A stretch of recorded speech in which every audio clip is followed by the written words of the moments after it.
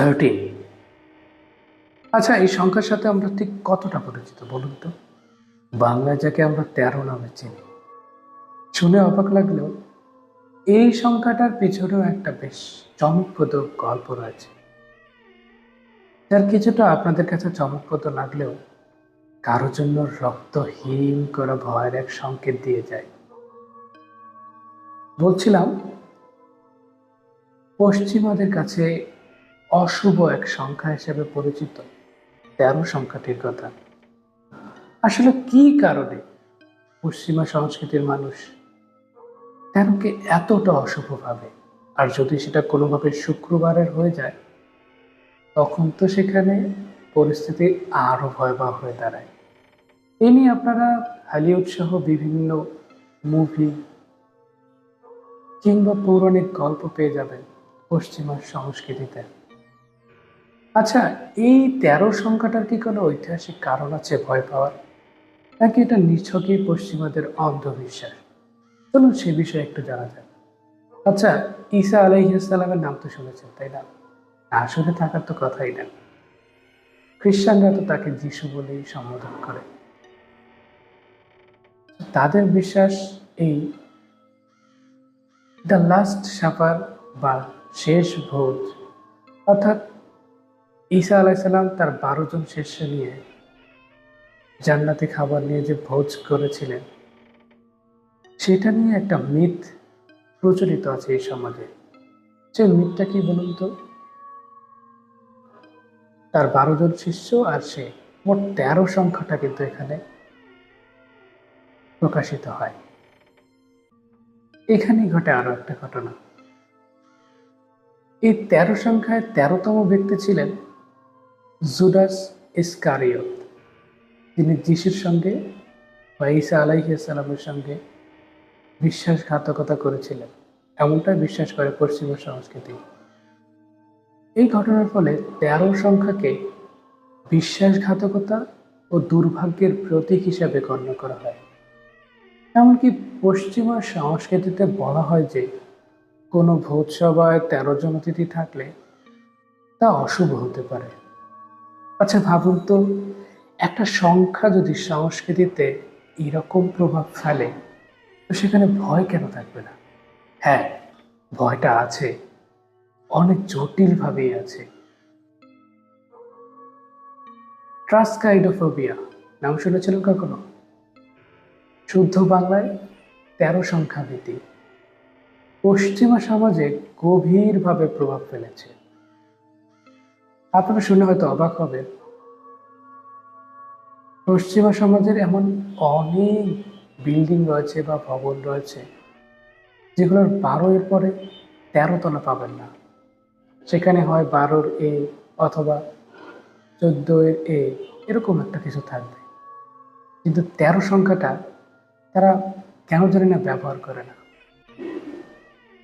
আবার কিছু কিছু এয়ারলাইন তাদের বিমানের সিট সারিতে 13 নম্বর সারি রাখে না, কারণ তাদের অনেক যাত্রী এটি অশুভ বলে মনে করে। আচ্ছা, এ বিষয়ে বিজ্ঞানের কোনো মতামত আছে কি? না ভাই, 13 বা অন্য কোনো সংখ্যা নিয়ে বিজ্ঞানের কোনো সমস্যা নেই। বিজ্ঞানের মতো সংখ্যা কখনো শুভ অশুভ হতে পারে না। তবে সেই তর্কে আজ আর না যাই। আজকে আসা যাক কেন 13 নিয়ে এত কথা বলছি। প্রিয় দর্শক, ওয়েলকাম জানাচ্ছি আপনাদের সবাইকে T13BD ইউটিউব চ্যানেলে স্পেশাল আজকের এই ভৌতিক গল্পের পর্বে। না, এটাকে নিছক ভৌতিক গল্প বলা ঠিক না, হাড় হিম করে দেওয়া কিছু সত্যিকারের এক্সপেরিয়েন্স আপনাদের সাথে শেয়ার করবো ইনশাআল্লাহ। প্রিয় দর্শক, আপনারা যারা শুনছেন আমাকে, তাদের বলে রাখি, আমাদের এই চ্যানেল থেকে আজকে থেকে একটা নতুন পথ চলা শুরু হলো। দ্য ফিয়ার অফ 13 নামে আমরা একটা স্পেশাল সিরিজ শুরু করছি, যেখানে প্রতি বৃহস্পতিবার ঠিক রাত 11টায় আপনারা শুনতে পাবেন আমাকে। বাংলাদেশ অথবা বিশ্বের কোথাও না কোথাও কোনো এক মানুষ অথবা কোনো একজন মানুষের সরাসরি চাক্ষুষ এক্সপেরিয়েন্স করা, রক্তহীন করা ভৌতিক কিছু ঘটনা আজও তার ব্যতিক্রম ঘটবে না। আজকে special episode the fear of 13-এর প্রথম এপিসোড উপলক্ষে স্পেশাল একটা ঘটনা আপনাদের সাথে শেয়ার করতে চলেছি। চলুন শুরুতে না হয় ঘটনার বিষয়ে কিছুটা আলোচনা করা যাক। আচ্ছা ভাবুন তো, আপনি যে বাসায় থাকেন, যে ঘর আপনার জন্য বানানো কিংবা আপনি নিজের পরিশ্রমের টাকা দিয়ে তিল তিল করে যে ঘরটা তৈরি করলেন, সেই ঘর থেকে তো আপনাকে প্রতিদিন কোনো না কোনো কাজে বের হতেই হয়, তাই না? আচ্ছা ভাবুন তো, আপনি আপনার কাজ ছেড়ে যখন আসলেন, আপনার পরিচিত রাস্তা, রাস্তার বাঘ সব কিছু চেনা, যখনই বাড়ির মূল ফটকের সামনে আসলেন, দেখলেন আপনার যে বাড়ি যেখানে ছিল, হোক সেটা কাঠের ঘর, হোক সেটা ইমারত অথবা কোনো ভবন, দেখলেন সেই জায়গাটা একটা ধ্বংসস্তূপে পরিণত হয়েছে। এবং সেখানে দেখে মনেই হচ্ছিল না এখানে গত 50, 60, 70 কিংবা 100 বছরেও কোনো বাড়ি ছিল না, কোনো বসত ভিটা ছিল না। কেমন লাগবে তখন আপনার কাছে? জি প্রিয় লিসেনার্স, আজকে সেরকমই একটা অদ্ভুত এবং অস্বাভাবিক ঘটনা আপনাদের সাথে শেয়ার করব। তো চলুন বেশি কথা না বাড়িয়ে ঘটনা শুরু করা যাক। শফিক মিয়া নামক এক ভদ্রলোক পার্বত্য অঞ্চলের কোনো একটা গ্রামে বসবাস করে। তার স্ত্রী, এক ছেলে ও 2 মেয়ে নিয়ে বেশ ভালোই সংসার চলে যাচ্ছিল। আপনারা যারা পার্বত্য অঞ্চলের ভূ প্রকৃতি সম্বন্ধে জানেন, আপনারা জানেন যে সেখানে রাস্তাগুলো আমাদের সমতলের মতো এতটা সহজসাধ্য না। তারপরেও এই সমতলেও যে কত ভয়ঙ্কর ঘটনা থাকতে পারে তা আপনারা পরবর্তী অন্য কোনো একটা এপিসোডে অবশ্যই শুনতে পাবেন। ধীরে ধীরে আমরা ভয়ের এমন এক জগতে প্রবেশ করব যেখানে একে আপনারা ভয়ে আর হিম করা এক পরিস্থিতিতে পড়ে যাবেন, অপরদিকে এক্সপেরিয়েন্স করবেন কিছু আনন্দঘন ভৌতিক মুহূর্ত। তো যেমনটা বলছিলাম, শফিক মিয়া নামে সেই ভদ্রলোকের পরিবারে তিনি সহ মোট 5 জন ছিলেন। পেশা একজন কৃষক, পাশাপাশি তার ছেলেও পড়াশোনার পাশাপাশি তাকে হেল্প করত। এভাবেই তার পরিবার নিয়ে বেশ ভালো দিন কাটছিল। তার বাসাটা যেখানে অবস্থিত সেখানে আশেপাশে নিকটবর্তী অন্য কোনো বাসা নেই। যদি আনুমানিক দূরত্বের হিসাবে বলি, 2 থেকে 3 কিলোমিটারের মধ্যে হয়তো তার বাসা থেকে নিকটবর্তী আরেকটা বাসা খুঁজে পাওয়া যাবে। আপনারা যারা এই 25 সালে এসেও পার্বত্য অঞ্চল ভ্রমণ করেছেন তারা অবশ্যই জানেন সেখানকার জনজীবন কতটা দুর্গম। এই ঘটনাটা আজকে থেকে প্রায় 25 বছর আগে, সে 1999 কিংবা 2000 সালের শুরুর দিককার কোনো একটা সময়। তো তখনকার সময় ওই এরিয়াটা কেমন ছিল সেটা আপনারা আরো ভালোভাবে অনুধাবন করতে পারেন। তো যে দিনকার ঘটনা, ওটা ছিল শুষ্ক সময়, এরকমই শীত শেষ হয়ে আসছে, এরকম কোনো একটা দিন। তো ওই দিনটা ছিল শুক্রবার, হাট বসে আর কি ওনাদের বাসা থেকে প্রায় 2 থেকে 2.5 ঘন্টার দূরত্বে হাটে যেতে হয়। তো বিকালবেলা হাট ছিল। ভদ্রলোক তার জমি থেকে ফসল নিয়ে হাটে যাওয়ার জন্য প্রস্তুতি নিলেন। তো ওই দিন আবার ওনার ছেলে অসুস্থ থাকায় তাকে আর সাথে নেন নাই, নিজে একাই বাজারের দিকে রওনা দিলেন। সময় মতো তিনি বাজারে পৌঁছে গেলেন, তার নির্ধারিত দোকানে বসলেন। সেখানে বসে তার কাছে থাকা যত ফসল ছিল তিনি সেগুলো একে একে বিক্রি করলেন। এরপরে তার ফ্যামিলির জন্য, তার স্ত্রী, ছেলে, মেয়ে সবার জন্য কেনাকাটা করলেন, বাজার করলেন এবং ফেরার জন্য প্রস্তুতি নিলেন। তো তিনি যখন বাজার থেকে বের হবেন তখন ইতিমধ্যেই বেশ অনেকটাই রাত হয়ে গেছে। ওনার কাছে জিজ্ঞেস করেছিলাম যে আসলে ওনার কাছে মনে হচ্ছে এটা কয়টা বাজে। তিনি আমাকে আনুমানিক যেটা বললেন যে এটা অনেকটা 10টার মতো অথবা 9:30 10টা এরকম কোন একটা সময় হবে। এরপরে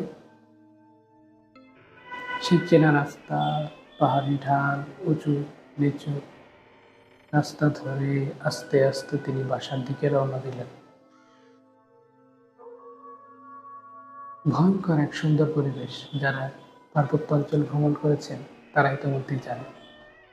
দিনের বেলাও কিছু কিছু জায়গায় যদি আপনি একা দাঁড়িয়ে থাকেন আর আপনার যদি ভয়ের রোগ থাকে, তাহলে কি হতে পারে একবার অনুধাবন করুন তো। স্তব্ধ জায়গা, চারিপাশে কোথাও জনজীবনের কোনো চিহ্ন নেই। হ্যাঁ, প্রকৃতির মাঝে হারিয়ে যাওয়ার জন্য এক অন্যরকম জায়গা পার্বত্য অঞ্চল। রাতের বেলা সেখানে হাঁটা কতটা মুশকিল হতে পারে ভেবে দেখেছে? কিন্তু যাদের অভ্যাস হয়েছে, যারা জন্ম থেকেই সেখানে থাকে, তাদের জন্য এটা খুব একটা কঠোর কিছু না।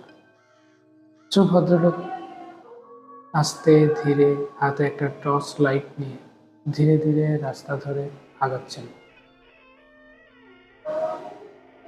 একটা সময় তিনি বাসার কাছাকাছি পৌঁছেও গেলেন। তো তার যেটা বলেছিলাম শুরুতেই, বাজার থেকে বাসা পর্যন্ত আসতে 2.5 ঘন্টা এবং যেতেও 2.5 ঘন্টা, আনুমানিক এরকমই আশেপাশে কোনো একটা সময় লাগে। কিন্তু আজকের দিনটা তার জন্য ছিল খুবই আলাদা একটা দিন। তিনি যখন তার বাসার কাছাকাছি আসলেন, হঠাৎ কেন জানি না পরিবেশটা তার কাছে গা ছমছমে মনে হতে লাগলো। চেনা জায়গা, রাস্তা চেনা, এই এরিয়ার গন্ধ তার চেনা, বাতাসের সাথে মিশে গেছে তার শৈশব। সেই অঞ্চলটা হঠাৎ করেই তার কাছে যেন অনেক অচেনা, বড্ড অপরিচিত মনে হচ্ছে। তিনি যখন ঠিক বাসার ফটকে দাঁড়ালেন, তখন যা দেখলেন তা হয়তো আমি আপনি কেউ কখনোই দেখবার জন্য প্রস্তুত থাকতে পারবো না। বাসার আঙিনায় দাঁড়ানো, অথচ দেখছেন কই বাসা, না আছে কোনো ঘরের চিহ্ন, না দেখে মনে হচ্ছে এখানে কোনো কিছু ছিল। জঙ্গলে জরাজীর্ণ একটা জায়গা পড়ে আছে, যেখানে দেখে মনে হচ্ছে কোনো এক সময় হয়তো বসত ভিটা ছিল, বাট সেটা হয়তো আরো 50 কিংবা 100 বছর আগে। আচ্ছা, আপনার বাসায় আপনার স্ত্রী ছিলেন, আপনার অসুস্থ ছেলে, 2টা ফুটফুটে মেয়ে, হঠাৎ এসে যদি এরকম একটা পরিস্থিতির সম্মুখীন হন, কি করবেন আপনি বলুন তো? কোনো কিছু কি করার আছে তখন? লোকটা প্রথমে নিজেকে থিত করার চেষ্টা করলেন। উনি যা দেখছেন সেটা হয়তো ভুল। উনি হয়তো অন্য কোনো রাস্তা ধরে চলে এসেছেন। না, এটা ওনার বাড়ির রাস্তা হয়তো না। উনি হয়তো আশেপাশে কোনো একটা জায়গায় হারিয়ে গিয়েছেন, যার জন্য হয়তো বাসাটা খুঁজে পাচ্ছেন না। কিন্তু উনি ভালোভাবে চারিদিকটা তাকিয়ে যখন দেখলেন, না, এই রাস্তা তার ভুল হওয়ার কোনো কিছুই নেই। ছোটবেলা থেকে এই রাস্তায় দৌড়েই তো সে বড় হয়েছে, হাঁটাচলা শিখেছে। তাহলে কিভাবে এইরকম একটা অদ্ভুত, অস্বাভাবিক, অশরীরী দৃশ্য তার চোখের সামনে ঘটে যেতে পারে? যাই হোক, ঘটনার সামনের দিকে এগোবার আগে তার বাসা সম্বন্ধে একটু আইডিয়া আপনাদেরকে দেওয়া যায়। তার বাড়িতে মোট 3টা ঘর ছিল। একটা ছিল মূল ঘর, যেখানে তার স্ত্রী এবং মেয়ে থাকতো। তার পাশে একটা ছোট্ট ঘর ছিল, যেখানে তার ছেলে থাকতো এবং মাঝে মাঝে সেও থাকতো। আর তার ঠিক পাশেই আবার তাদের রান্নাঘর ছিল, যেখানে রান্নার কাজ করা হতো। এছাড়াও পাশে আছে গোয়াল ঘর এবং তার ঠিক পিছনে ওনাদের যে চাষের জমি, যেখানে ওনারা চাষ করে সেই জমি। এবার আসা যাক মূল ঘটনায়। ভদ্রলোক ছায় দাঁড়িয়ে আছেন তার বাড়ির আঙিনায়। না, এবার আর তার কোনো ভুল হয় নাই। চারিপাশটা ভালো করে দেখে ঘুরে যখন তিনি তার ভিটার সামনে আসলেন, তিনি 100 ভাগ নিশ্চিত হয়ে গেছে এটাই তার বাসা, এখানেই তার ঘর ছিল, এখানেই তার স্ত্রী, ছেলে, মেয়ে সব কিছু ছিল। কিন্তু এখন নেই। কোথায় সেগুলো? লোকটা পাগলের মতো এদিক সেদিক ছোটাছুটি করতে লাগলো, দিশেহারা হয়ে গেছে। কোনোভাবেই যেন নিজেকে বুঝতে দিতে পারছেন না। না, এই ঘটনা কোনোভাবেই তার চেনা পরিচিত কোনো ঘটনা না। এত বছর ধরে তিনি এই অঞ্চলে আছেন, তার দাদা, বাবা, এখন তিনি। কই না তো, এরকমের কোনো ঘটনা তো তিনি শোনেন নাই। হ্যাঁ, ভৌতিক ঘটনা ঘটতেই পারে, কিন্তু কখনো কি শুনেছেন আপনার নিজের বাড়ি, যেখানে আপনার নিরাপদ আশ্রয়, যেখানে আপনি এসে সমস্ত ক্লান্তি ভুলে শান্তির একটা ঘুম দেন, নিজের পরিবারের দিকে তাকিয়ে এক চিলতে হাসি দিয়ে সব দুঃখ কষ্ট ভুলে যান, সেই জায়গাটাই হঠাৎ করে কোথায় যেন হারিয়ে গেছে, অদৃশ্য হয়ে গেছে কোনো এক মায়া জগতে। ভাবুন তো, এর ব্যাখ্যাটা কি আপনার কাছে? না, আশেপাশে আর অস্বাভাবিক তেমন কিছুই ঘটছে না। এখানে আর কোনো ভৌতিক ঘটনা ঘটেনি। ঘটনাটা যেন ওই রাতের মতো ওখানে ফুল স্টপ হয়ে গেল। পরের দিন দিনের বেলা লোকটার হঠাৎ সকালবেলা চোখটা খুলল। চোখ খুলে উনি দেখলেন সকাল হয়ে গেছে, আর উনি ঠিক বাড়ির আঙিনায় এতক্ষণ মাটিতে শুয়েছিলেন। নিজেকে এমন অস্বাভাবিক অবস্থায় আবিষ্কার করে লোকটা একটা দীর্ঘশ্বাস নেয়।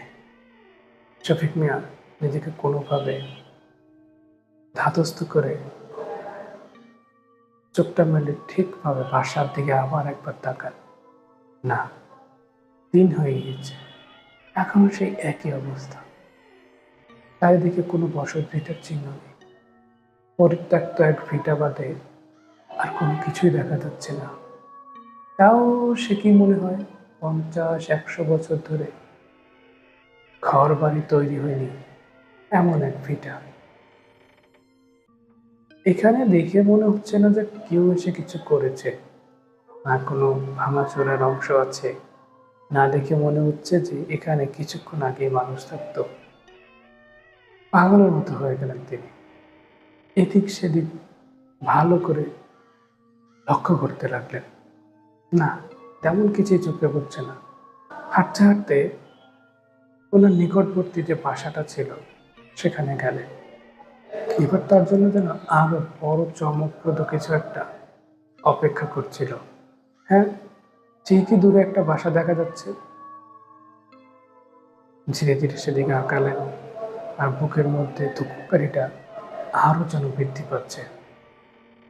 ধুকপুক, ধুকপুক, ধুকপুক।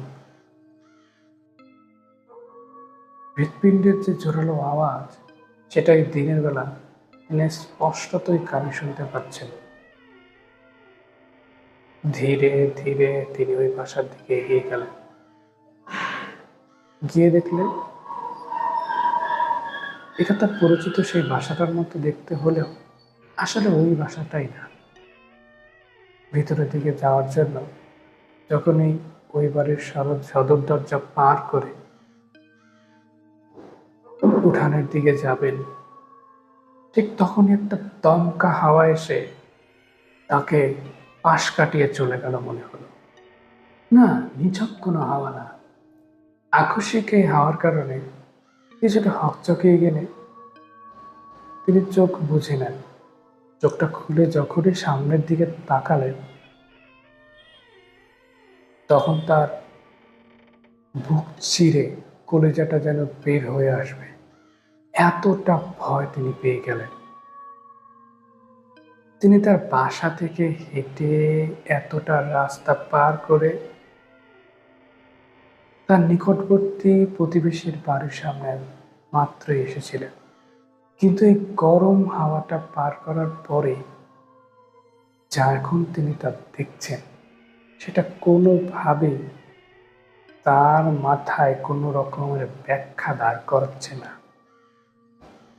তিনি সামনে তাকিয়ে দেখলেন তিনি তার নিজের ভিটার সামনে দাঁড়ানো, যেখান থেকে তিনি কিছুক্ষণ আগে হেঁটে তার প্রতিবেশীর বাসার দিকে গিয়েছিলেন।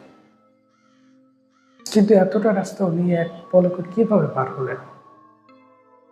তার বাসা থেকে তার প্রতিবেশীর বাসার দূরত্ব তো বললেই হলো না। আর এমনও নয় না যে তার বাসা থেকে তার প্রতিবেশীর বাসা দেখা যায়। মাঝখানে 2টা পাহাড় পার করতে হয়। কিভাবে সম্ভব? আসলে উনি যা কিছু দেখছে সেগুলো কি সত্য নাকি অস্বাভাবিক কিছু? এরপরে আবারও জ্ঞান হারিয়ে যায়। এত কিছু তিনি কোনোভাবেই নিতে পারছিলেন না।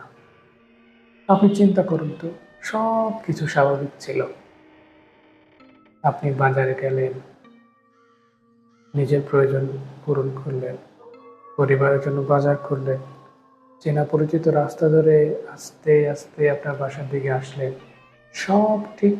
সদর দরজাটা পার করে দেখলেন আপনার ঘরের কোনো চিহ্ন নেই, এবং দেখে মনে হচ্ছে এই ভিটায় গত 50 কিংবা 100 বছরে কোনো ঘর বাড়ি ওঠে না। আর এই জিনিস দেখে যখন আপনি একটা হারহীন করা রাত্র পার করলেন, যখন সকাল হলো, চারিদিকে আলোকিত হলো, আপনার মনের মধ্যে কিছুটা আশা তৈরি হলো যে যা কিছু হয়েছে সেটার একটা উত্তর হয়তো খুঁজে পাবো। আপনি গেলেন আপনার নিকটবর্তী প্রতিবেশীর কাছে, যেখান থেকে একটা সাহায্যের আশা করতে পারছেন। কিন্তু সেখানে গিয়ে আপনি যদি হঠাৎ করে আবার সেই গোলক দাদার মধ্যে ফেসে যান, কেমন লাগবে আপনার কাছে? এতটা চাপ একটা মানুষ তার মস্তিষ্কে ধারণ করতে পারবে হঠাৎ করেই? শফিক মিয়াও পারে নাই। অজ্ঞান হয়ে লুটিয়ে পড়লেন তার উঠানে। এরপর এরপরের গল্পটা আর শফিক মিয়া নয়, তার পরিবারের কাছ থেকে শোনা যায়। শফিক মিয়ার স্ত্রী বলছেন, রাতের বেলা যখন ওনার ফিরতে দেরি হলো, তো আমাদের একটা ভয় হচ্ছিল যে পথে কোনো সমস্যা হলো কিনা। যেহেতু পাহাড়ি রাস্তা, এমনিতেই জন্তু জানোয়ারের ভয়, তার ভয়তে আবার ডাকাতেরও ভয় রয়েছে। সেরকম কোনো অস্বাভাবিক ঘটনা ঘটে যাওয়াটা নিছকই সাধারণ ব্যাপার ছিল। অপেক্ষা করতে করতে করতে করতে অনেকটা সময় চলে যায়। শেষ পর্যন্ত তার না আসায় আমরা বেশ বিচলিত হয়ে পড়ি। এরকম করে করে করে করে জেগে থেকেই রাতটা পার করে দিই। ছেলেটা অসুস্থ, তার উপরে 2টো মেয়েও। খুব একটা বয়স না, একটা 10 আর একটা 8। এরকম একটা কঠিন পরিস্থিতিতে রাতটা যে পার করতে হবে সেটা কখনো ভেবেই দেখিনি। সকালবেলা যখন ঘুমটা ভাঙলো, ঠিক ভোরবেলা ফজরের ওয়াক্তের সময় বাইরে বের হলাম। বের হয়ে দেখার চেষ্টা করলাম যে উনি ফিরেছে কিনা। রাতে ছেলেকে জড়িয়ে ধরে বসে থাকতে থাকতে কখন যে চোখটা লেগে এসেছিল তা খেয়ালই করিনি। না, এখনো তার কোনো দেখা নেই। বেশ অনেকটা সময় ধরে পায়চারি করলাম, তারপরে ঘরের কাজবাজ শুরু করলাম। নামাজ শেষ করে, ঘরের সব কাজবাজ শেষ করে রান্না করার প্রস্তুতি নিলাম। হঠাৎ করেই উঠানে হালকা ঘুমানোর সাথে কারো একটা পড়ে যাওয়ার আওয়াজ পেলাম। দৌড়ে উঠানে এসে দেখি উনি উঠানে পড়া।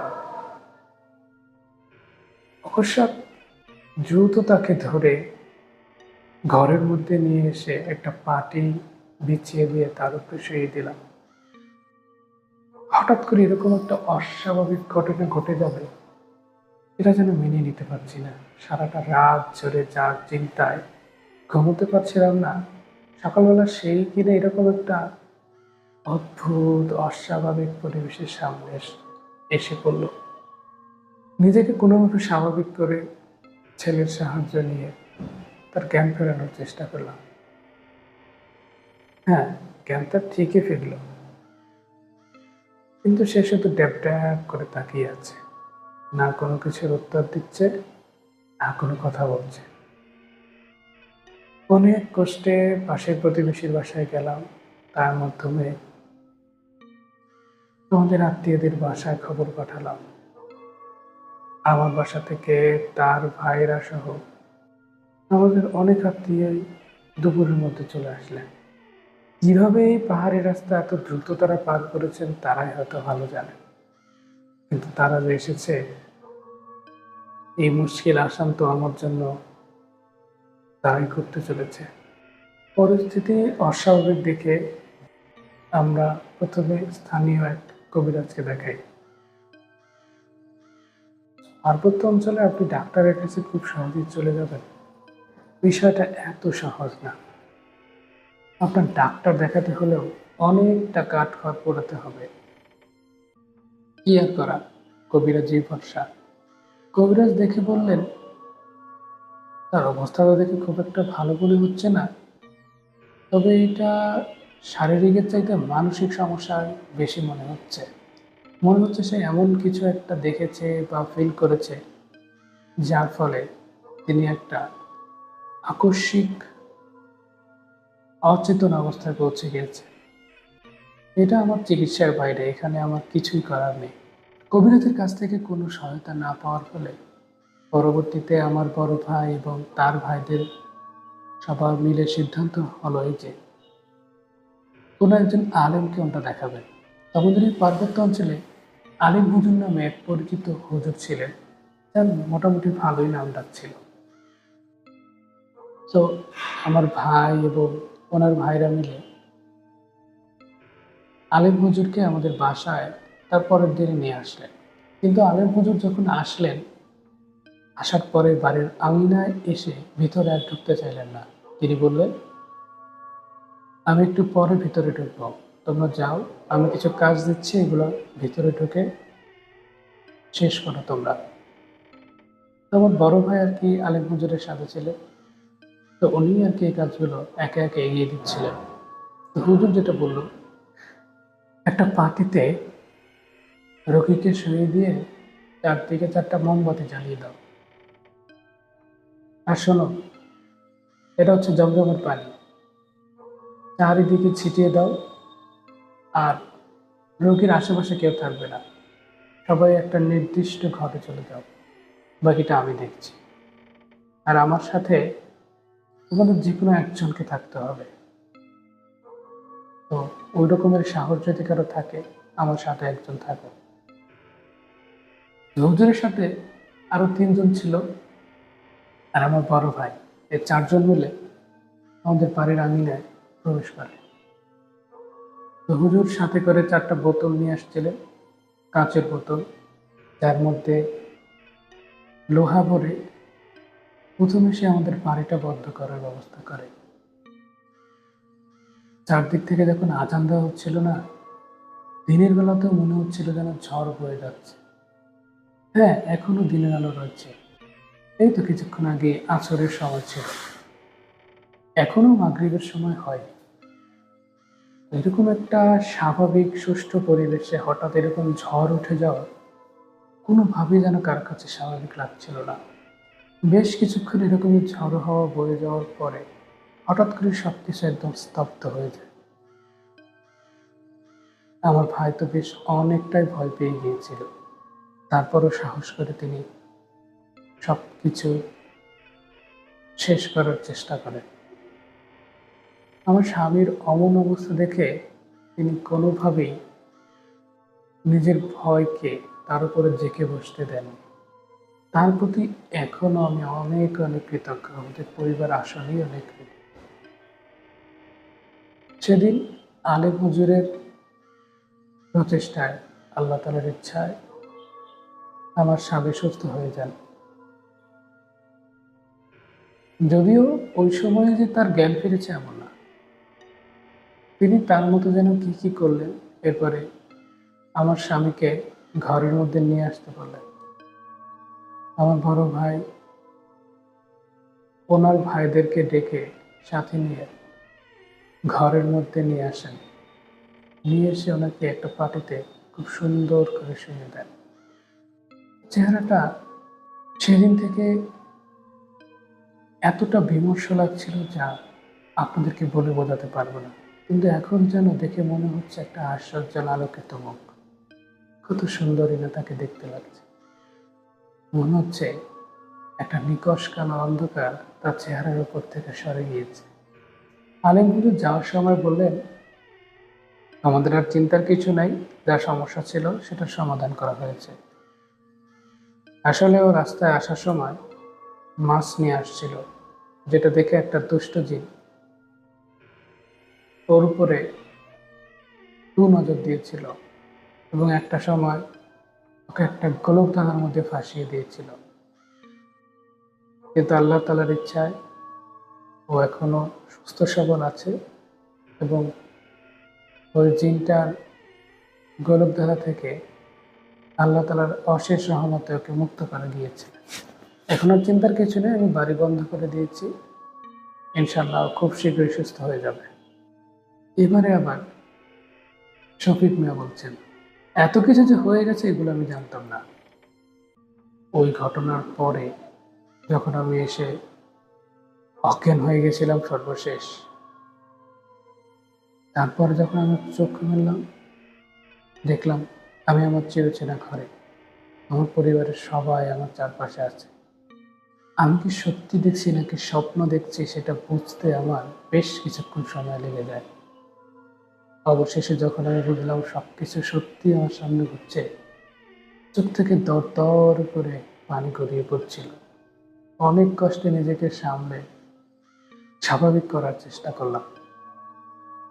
তারপরে একে একে সবার অনেক অনুযোগ, কেন এত রাত করে ফিরতে গেলাম, অনেক কথাই শুনলাম। নিজেকে শেষ পর্যন্ত স্বাভাবিক করলাম। কি হয়েছে সেটাও পরবর্তীতে পরিবারের কাছ থেকে জানলাম।